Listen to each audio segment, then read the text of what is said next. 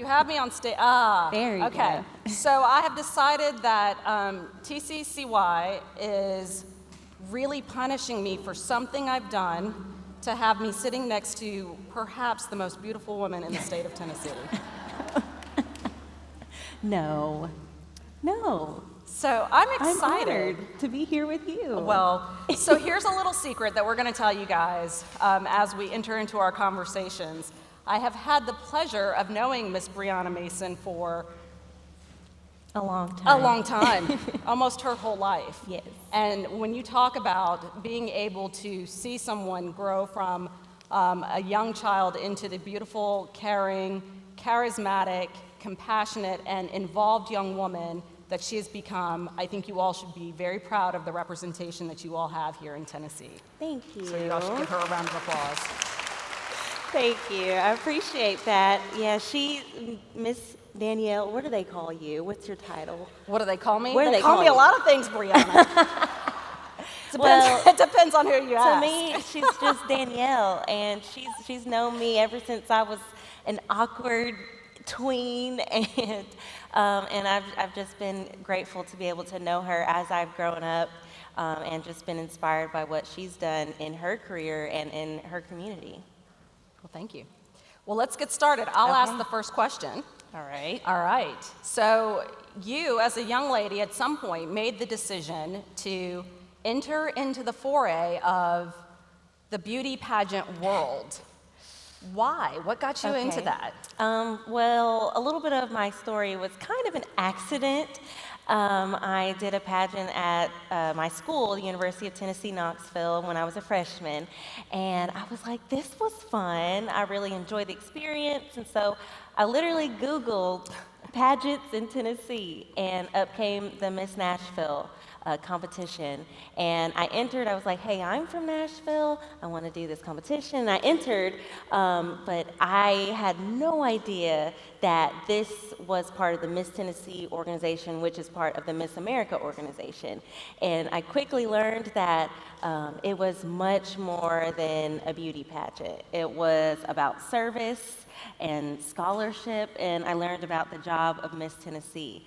And something that I've been able to be a part of for the past 4 years is just serving my community with the titles that I've been able to hold. And now as Miss Tennessee, I'm just grateful for the opportunities that I've had to serve the communities that are really special to me. So I think we're probably supposed to go back and forth, but Yes. this conversation is so much more interesting to me, so bear with me. One of the things that we know is so compelling about your title is that you get the opportunity to interact with organizations that are near and dear to you. Mm-hmm. And one of the organizations that you're involved with is one that is also near and dear to me. Why don't you tell us a little bit about that particular organization? Well, are you talking about Autism Tennessee? Mm-hmm. That's what I thought. So I've been able to be a part of Autism Tennessee for the past couple of years. That's actually my platform is Autism Awareness, and I have my own organization called Advocates for Autism. But as Miss Tennessee, one of my roles is to be the state ambassador for Autism Tennessee. And it's just been so amazing to see the resources that they give families and people with autism. There's so many things. The pajama walk, it was an amazing event for me to be a part of because I was able to interact with people with autism and also their families, raise awareness, raise funds for resources, education, and it's just been a wonderful opportunity. 1 in 59 people have been diagnosed with autism this year, and so it's so important, especially us in Tennessee, to be aware and educated about autism and how we can make our spaces more inclusive. And that's what Autism Tennessee stands for, and it's just been amazing to be a part of that organization. Awesome. Good work. Yeah, thank you. So what about you? What has been your involvement with Autism Tennessee? Well, we haven't been involved directly with Autism Tennessee, but one of the things that I don't get the opportunity to talk to this particular group about is the work that we do with vocational rehabilitation. Mm-hmm. And one of the largest, well, our second largest division in the Department of Human Services is the Vocational Rehabilitation Services Program. It is what I call a little-known gem. I believe maybe at some point when I've talked to you all before, I will tell you all, when I first came to state service, I had absolutely no idea what to expect. And I walked into our rehabilitation center in Smyrna, which if you all haven't seen it, know that it is an amazing place where we serve individuals with disabilities. We help them gain work skills as well as gain life skills so that they can live independently and work independently. And what we know is that with that training and with that support, individuals can become far more independent than they thought they could, because we always knew they could. And we have expanded that work, but I walked into that office probably within my first week of work, and I just fell in love. Yeah. And I knew that that was exactly where I needed to be. That's awesome. Yeah, I've been able to, as Miss Tennessee, I've been able to see so many places here in Tennessee that have given people with disabilities an opportunity to work and even show them that they are capable of so much. For example, I was able to go to Paris, Tennessee, and there's this really cute ice cream shop called Sweet Jordan's, and the manager, his name is Jordan, and he has a disability, but oh my goodness, it's such a sweet place, and it's really a staple in the Paris community. And so I just think that we need more opportunities like that, and that's great work that organization does. Absolutely. I'm going to switch gears a little bit. Okay. As you were introduced, one of the things that they mentioned about you is that you are now breaking ground and going into places where, well, literally no one has ever been in the state of Tennessee. You have been crowned the first African-American Miss Tennessee. And so talk to us a little bit about breaking barriers. What does that mean? What does that impact mean? And what does that look like for you? Yeah. Oh my goodness. Just even sometimes I wake up and I'm like, wow, I cannot believe that I was chosen to be the one to break barriers and be the one that was making history. But I've always thought about it as more of a responsibility because there was so many women that came before me that competed for this title that were completely qualified, but did not get the title because of bias. But now that I've been able to get this title and break that barrier, I've created an opportunity for so many others that will come after me. But it has been so special to be able to visit so many schools that have never seen a Miss Tennessee, or let alone never seen a Miss Tennessee that looks like them. And that has just been so special. And as February came to a close, I really did a lot of reflecting, and I was very, very busy during Black History Month. I was booked. And I got to go to so many schools that wanted to include me in their Black History programs, and it really hit me. I'm like, Miss Tennessee has never been able to be a part of Black History programs in our schools in Tennessee, and it was just such an honor. Like, I'm getting chills thinking about it because I was able to impact those children and show them that no matter what, you can do absolutely anything that you set your mind to. And so that's the legacy I want to leave. Thank you. Thank you. Oh, so I mean, it's inspiring. My story inspires people, but I'm inspired by so many that came before me as well. So who inspires you? Well, now that was a quick toss. Did you all catch that? So the unfortunate part of what I said earlier is that I don't have Commissioner Williams to break out into song as we transition, so you all feel free to break into any kind of song that you want. Who inspires me? I will tell you, my grandfather was a big source of how I got here today. My grandfather is one generation removed from slavery. And so when we talk about the weight of where we have been and where we are today, we're not that far away. My grandfather put himself through undergraduate right up here at Fisk University. We're not from Nashville, but he pulled himself over here and went to Fisk. Yeah, that's a good one. Give him Fisk. Yes. He worked his way through college and then put himself through medical school right over here, dental school right over here at Meharry as well. And so Nashville runs. I heard another woo, right? So we love our HBCUs here in Nashville. But the lesson that he taught me was, as he was coming along, as he was in the prime of his career in the 20s, we were in the middle of a depression.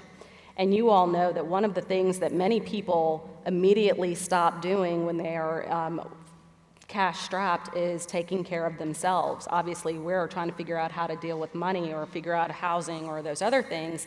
And we also know that individuals with health issues, particularly dental or oral issues, end up having greater health problems that people don't address.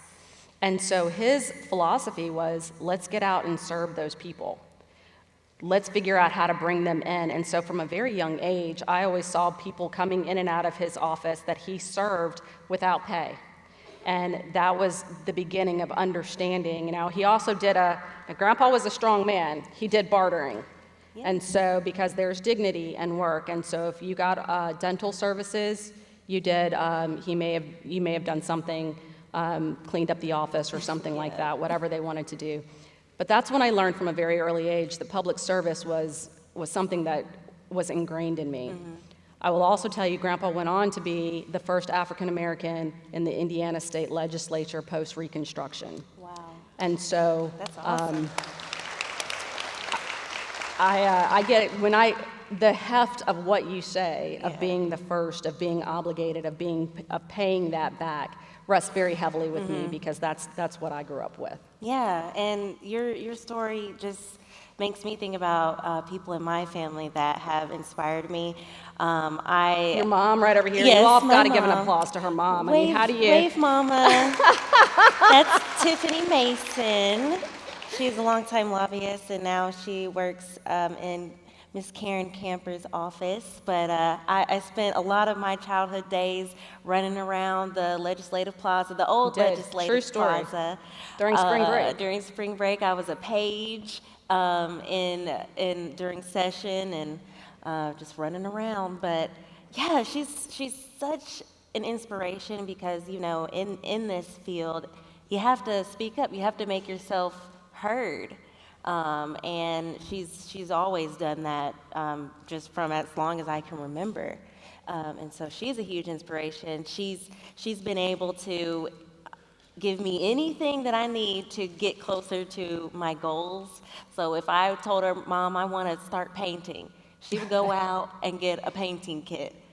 Mom, I want to start knitting, she would get me yarn, she would get me a painting or knitting book. I mean, anything that I said I wanted to do, she was there to feed that goal and feed that dream. And so when I told her that, Mom, I want to enter Miss Tennessee, she was kind of like, what?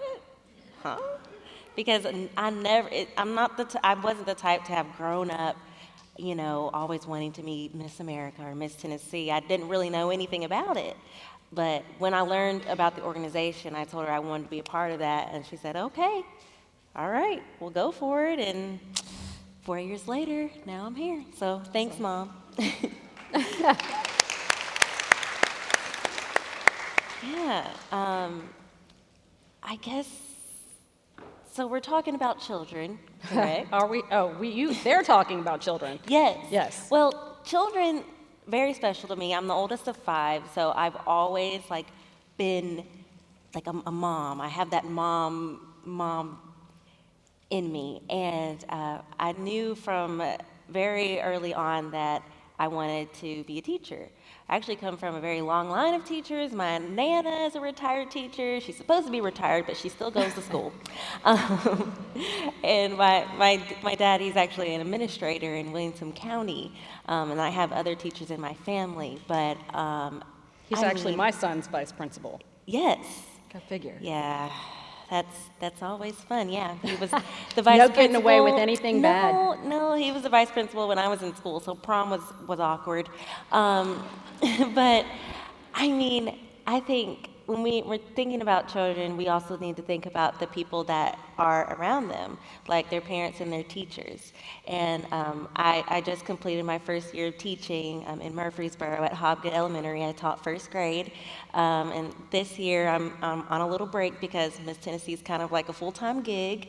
But I'm looking forward to going back into the classroom next year. And I see myself in the classroom for a long time because education is so important. And that's what I talk to students about when I'm visiting schools and I'm visiting groups of people. I've been able to work closely with the Tennessee Department of Education.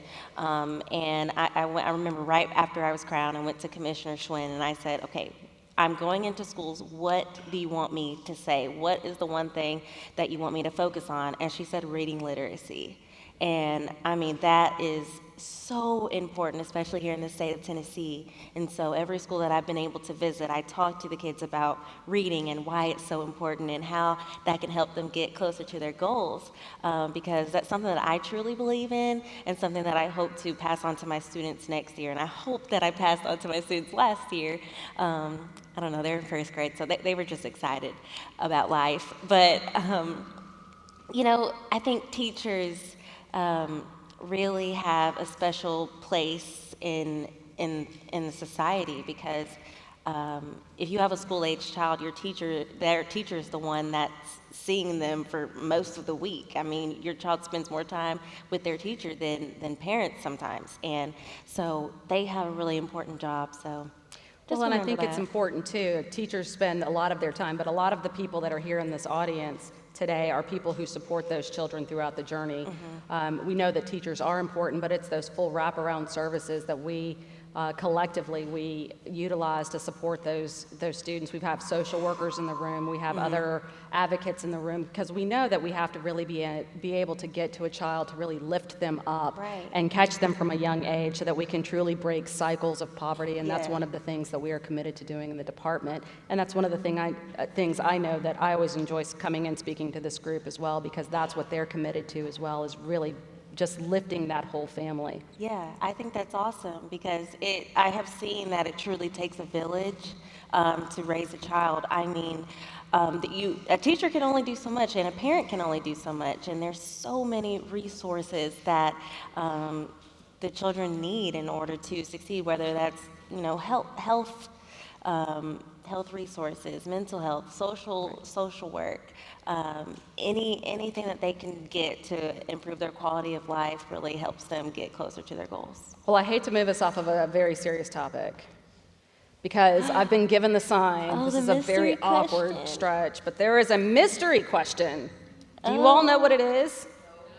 I begged somebody to let me know what it was before, so I get to look at it before you. So I love surprises. I hate surprises. Really? Yes. I love them. Oh, I really don't like this one. Really? You have to read it. Well, see, that's not fair because this wasn't that far away for you. How would you describe who you were in high school?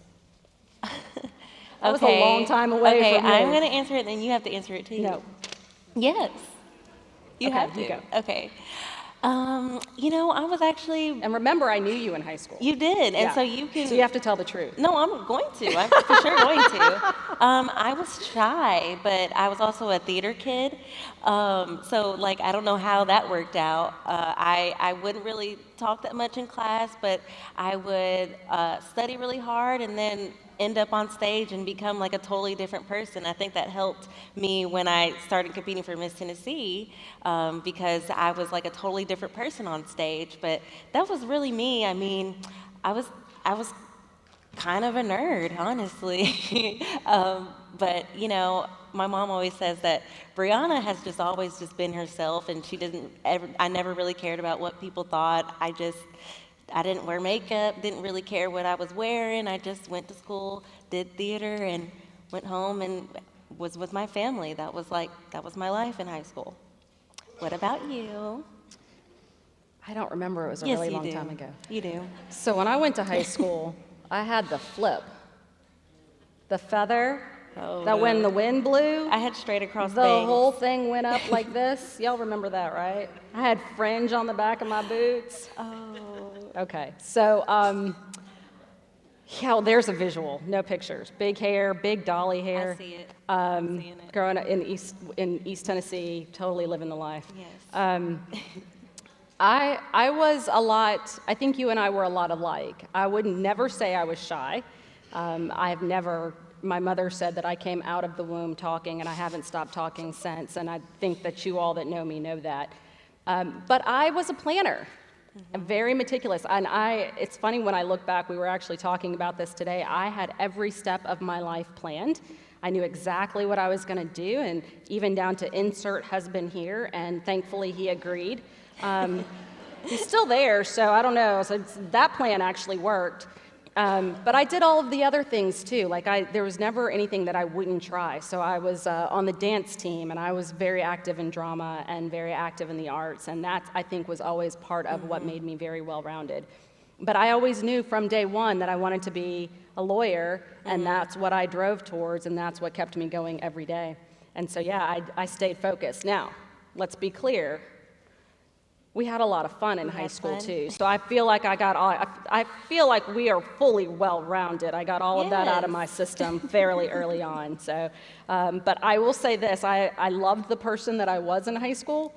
I'm glad I am not her anymore. I think I definitely have grown since high school. I don't, if I were to tell her now that one day you would become Miss Tennessee and you would be speaking to thousands of children and thousands of people, I would be like, yeah, right. What are you talking about? But I'm just thankful for the growth that I've had, and I'm thankful for the woman that I've become, and it's because of people that have been in my life, like my mom and Danielle, and so many people that have been there every step of the way. So, thank you. Thank you. Thank you. All right.